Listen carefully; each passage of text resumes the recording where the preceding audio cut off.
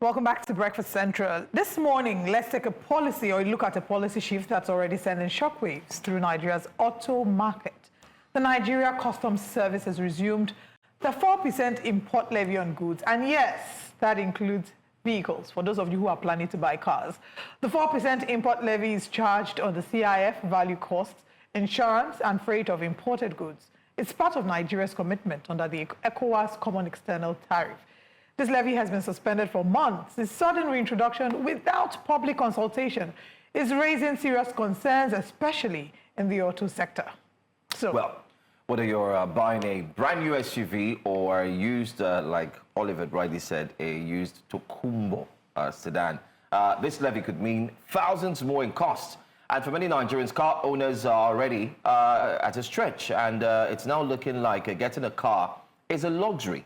Well, joining us for this discussion is investment bank and public affairs analyst, Dr. Nnaemeka Obiaraeri. Thank you so much for being here this morning.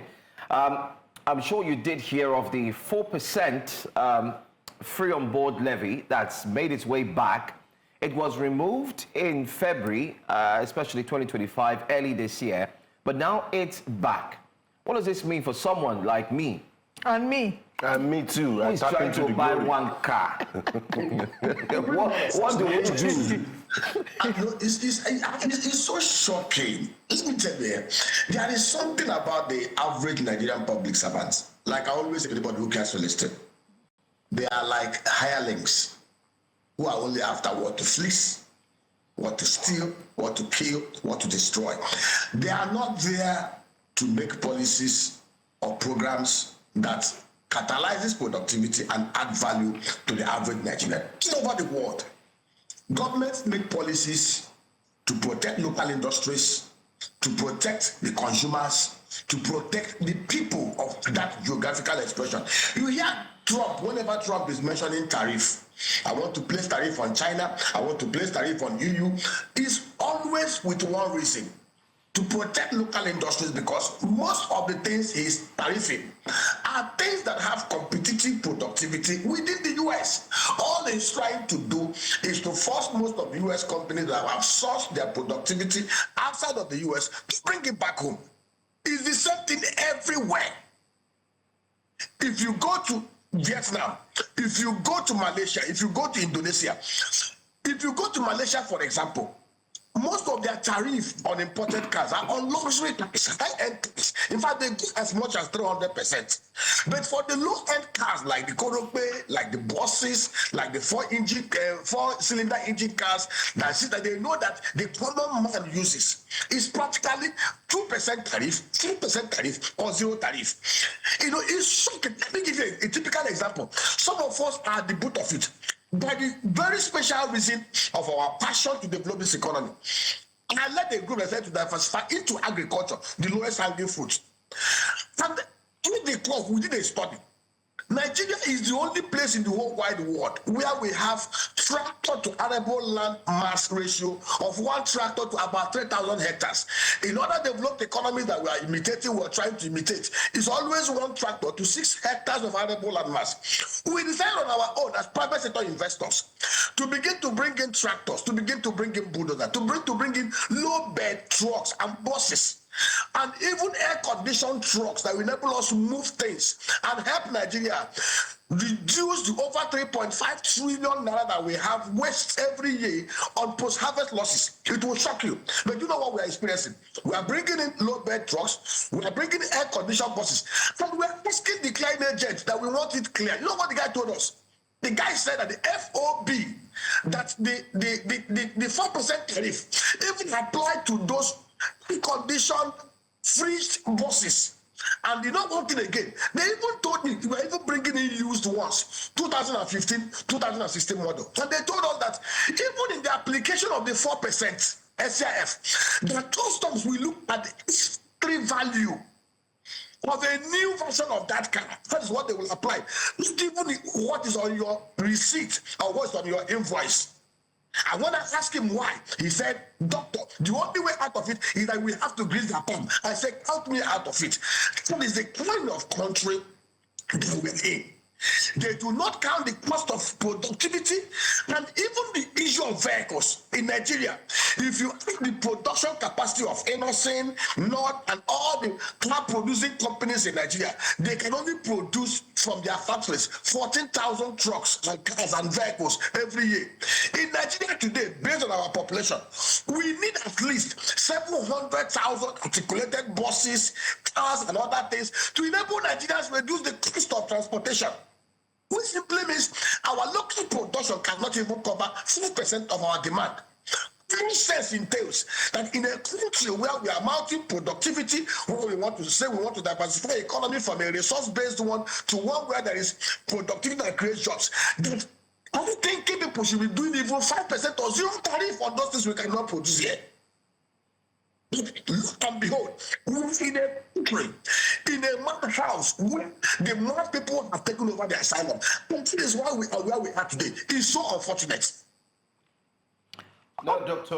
Obiaraeri, so, I mean, you hit the nail on the head by saying that, look, when we even look inwards, that this is not about protecting the local automotive industry, which is still in its infancy, and cannot even begin to scratch the demand. You said Innocent, for example, produced 14,000 vehicles last year. Just to give you an example, just to give you the scale of what we're talking about, you mentioned Malaysia. Malaysia is home for producing, they have two automotive companies, Perodua and Proton. The Prime Minister actually uses Perodua car. They produced 378,000 units in 2024 alone and sold over 90% of it. And Proton also produced 152,352 permits. That's why the imports, the import duties on cars in Malaysia,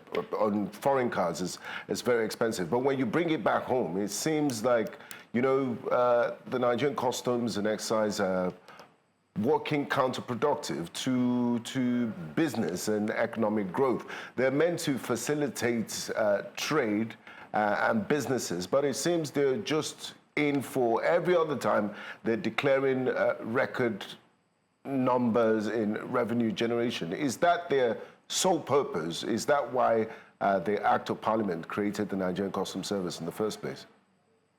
You know, take out time to go and look at the enabling acts that established the Customs and Excise Department.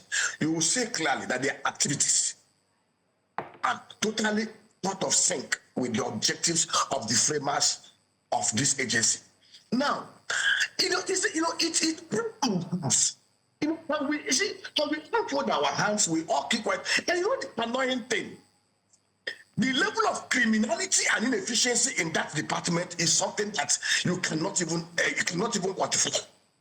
Last week, 2 weeks ago, I did a road trip from Lagos to Benin to Asaba. Of course, the roads are in a terrible, deplorable condition. The way to work. I counted not less than 8 custom checkpoints between Lagos and Asaba alone. When you ask yourself, is that the world? As opposed to stay at the bottom edges, at the exit and entry points of any, you will never go into the US or the UK and travel the most developed countries of the world. You will go in, you will travel hundreds of kilometers back through Canada or US. You will never see any customs and border agency department on the road. They are either at the exit point or the entry point. And it shows you the kind of mindset of the human beings we are dealing with. What they are after. And you know, it's interesting that even getting these monies and they are sharing it among the 3 tiers of government and they are using it to uplift the welfare of Nigerians. They share it. They loot it, they pay for it, and they take it out of Nigeria. And nobody is held accountable. I tell you, if you do an audit using the BVN or the average customer office, I will tell you 98% of them will see clearly into malfeasance and monumental corruption. It goes from up to the bottom. It is why they do what they do. In the this, if we want to build this economy, a time has come for us to begin to put in place the power and authority. People with the right mindset. You sit down and you ask, give me an example. We set up an agro park at Obaru, and I was driving to Obaru to see how the place was doing. And I discovered that Obama is a center, a city, a community, a local government that had the Niger River flow through it. And I began to think in my head, if we are a country where we have reasonable people leading us across the 3 tiers of government, every channel of the Niger and Benue will be deseated, will be dressed, soil embankment and protection done, because they were even telling about that there are times we cannot farm because of flooding. And in the midst of that problem, I saw an avenue to create deeper blue economy that can give us not less than $25 billion in this economy every year. But our people are not thinking. Those in the power are not thinking. Nobody is thinking about what to do to add value to the average Nigerian. And I want to appeal to Mr. President all over the world. There are the 4 factors of production: the human capital, which we have in abundance in Nigeria, the land, which nobody can dispute, and there's nothing that is manufactured in the whole world, no matter the sophistication, that does not involve other things on the surface of the earth that has to do with agricultural produce, or things beneath that has to do with mineral resources. And then we have capital, which is the fund, but the equipment and machinery. We do not have the technology and the science to produce most of the sophisticated equipment and technology that we need to catalyze productivity in Nigeria. Here is one country where we can produce and export nothing less than $350 billion worth of agro productivity, create over 50 million jobs annually, and improve and take millions of Nigerians out of poverty. We cannot do it without mechanized agriculture, with introducing smart agriculture, without bringing technology. Most of the equipment, from tractors to bulldozers to buses to cars to refrigerated to storage to processing plants, we produce here inside country. Articulated buses, trucks, small cars should have this. What you just do is the same bringing it for what purpose? When we do it, Nigeria can even afford a car. To bring a 25-year-old car into Nigeria today, the lowest of the lowest, even the total cost and this will cost you about 7.8 million naira. How many Nigerians can afford 7.8 million naira? If I see the study, across the 1.8 million bank accounts in Nigeria with BVN, about 0.4% has 500,000 deposits in it. In this country today, we have over 1.7 million Nigerians. They do not earn up to $64.5 every month, which is $110 every month. And in all over the world, any person that does not earn up to $100,000 every month is classified as extreme poor and that should be entitled to social welfare interventions. These things are there. These things are clearly there for us to see. Okay. We have leaders and people in the ministries, departments, and agencies like we have in the 60s who think creativity, who thinks passionately, who thinks with professionalism and patriotism. They should be making laws not like this one. What I've done here is simple. Let us keep on taking from them. Let us keep fleecing them. Let us keep killing Nigerians. And I'll tell you, the ripple effect of this what next month will be so unquantifiable. It will deepen. All right, let's talk about maybe if there is a positive side to this. The customs, maybe some people would argue that this 4% free on board charge would help the custom be able to do its duty in the sense of tackling corruption, nipping it in the bud, because there have been situations where certain importers underprice or undervalue the products that they're bringing into the country, so that this 4%, free on board allows customs to be the one to value whatever is being brought in, and in that way get the correct value so that people don't hide under the guise of it's a gift, create fake invoices, which have happened in time past, or just sort of reducing how much they bought these properties or these gifts before bringing them into the country. Do you think that this can in any way, that there's a positive side to this in terms of it being used as a tool to fight corruption from fraudulent importers? And that's the point. Such thinking and imagination is moronic. Let me tell you, we live in a global village. Only Alibaba or any of the commercial digital platforms. In Alibaba alone, you have 18,000 load beds, mini load beds of different classes listed.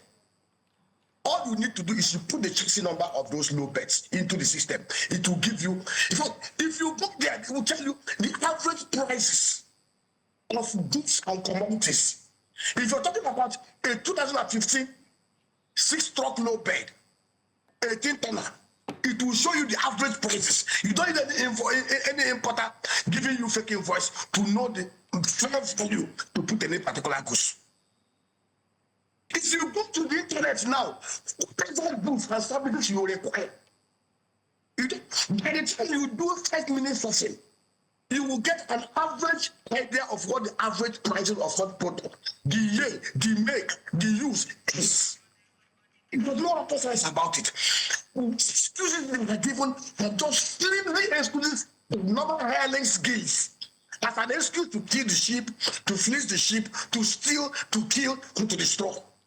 There is no reason. You see, look at them. They said they need it to improve. Let me tell you the truth. Even to protect the borders of Nigeria and stop criminality, we need to digitize operations. We need to automate operations at the consular department and other agencies. They're telling you that, oh, we are doing this thing so that we'll start forging invoices. Is thinking like, I don't want to use the word that is in my mind. It's painful. Tourism is good, it's not reliable. If you give me any equipment today, I can give you within the next 3 minutes the intrinsic value of that equipment with an error of less than 5% or 3%. The reasons are not tenable. What they are simply trying to do in their tool, in their style and ways, is just to raise revenues. Things are not meant to raise revenues. We have things we can do in this country to increase productivity and generate less than 350 to 400 in this economy. So sit here now, I can tell you sector to sector, from sector to sector. If we have high-thinking people, all the 20 other times of government, I can show you what we can do. In the next 4 years, we will grow our GDP to not less than 20% GDP growth per annum without putting bodies on Nigeria. What do you want to do to generate revenue in this country? Dr. Obiaraeri, if you go to the ministries, once you bring a proposal, remove the problems and problems, then do we pay from it? Do we make money from it? Dr. Obiaraeri, I just want to quickly, I want your thoughts on a set of questions, and I would like if you could be brief about it. I mean, I could also tell how unhappy you are with this policy. Point number one, Cars Nation, online, an automobile sales dealer who imports vehicles, has gone on to say that the cost of clearing a vehicle, or actually clearing a vehicle, might shoot up from 5 million to 15 million because of this policy, this tax, this 4% FOB. Now, that's one. Secondly, I'm sure that the customs, which is true, the Nigerian Customs Service, also gets budget from the every year, especially from the federal government. I checked and I saw that they have about 1.32 trillion naira this year in the fiscal policy. They have 1.32 trillion naira, and 2020 they had 238 billion naira. So if they have budgets every year and then they are introducing this 4%, how do we juxtapose the fact that they do have budget to run their office, but yet it seems like they still need to get money from importers who definitely help the economy to keep growing faster? How do you explain this, especially as a financial expert? Let me tell you this. 1% of 1 trillion naira is better than 10% of 1 billion naira. Customs, if they are very efficient, if the operations efficiency at the port of Nigeria is what it should be, Nigeria should actually be a transshipment hub for the rest of sub-Saharan Africa. Niger, Benin Republic, Burkina Faso, Mali, and other parts of Africa, those that are landlocked. Because we have the economy of scale, we have over 800-kilometer coastal line, deep waters. Nigeria can actually do almost about 30 to 50 ports if we have projects and programs that makes us very efficient. I say this and I say it again for anybody who cares to listen. Benin Republic and Togo are officially existing as countries because of economies flowing from Nigeria. quoting Donald Trump, if Nigeria was supposed to play what we were supposed to play, by now, the Republic and Togo will be the 37th and the 38th countries of Nigeria. Because our inefficiencies is what is boosting those economies. If we decide to put efficiency at the post center of Nigeria, if we decide to remove corruption and put in place digital systems that remove these things, we will now be a transshipment hub for the rest of Sub-Saharan Africa and those in landlocked areas.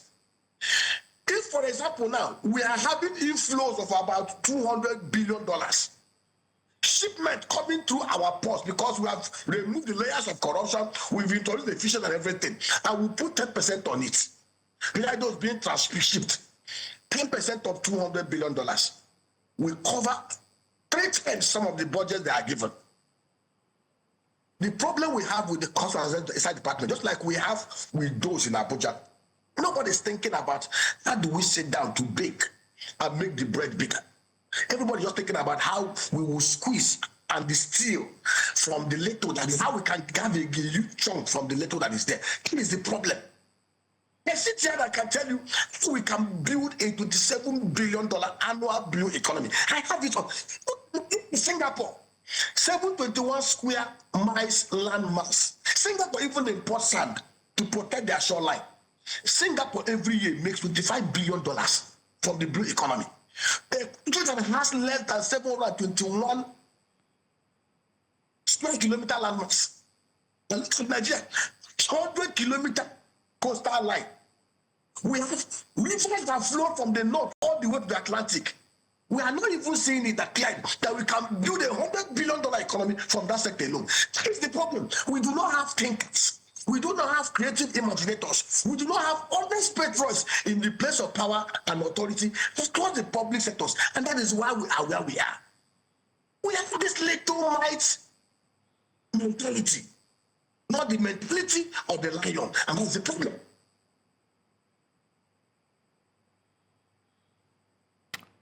All right, that would, I mean, it's been quite a conversation here. And I mean, I remember seeing the tweet where someone said, those of you who are planning to buy cars, buy by tomorrow or the day after, because after then, it's all over. Nigerians can barely afford to buy foreign used cars now. I mean, brand new cars. And even, really locally produced cars are still very expensive. Yeah, Punch put out a statement, the Punch newspaper put out a statement over the weekend, I think it was on Friday or so, that the search for Nigerian used cars has gone up. And Nigerian used cars, the prices are now exactly the same price of the Tokunbo, the same price that it used to be just and the made in Nigeria cars are also beyond the reach of many other average Nigerians. Nigeria. Yeah. Absolutely. Anyway, Dr. Nnaemeka Obiaraeri, thank you for joining us this morning. It's always a delight to have you.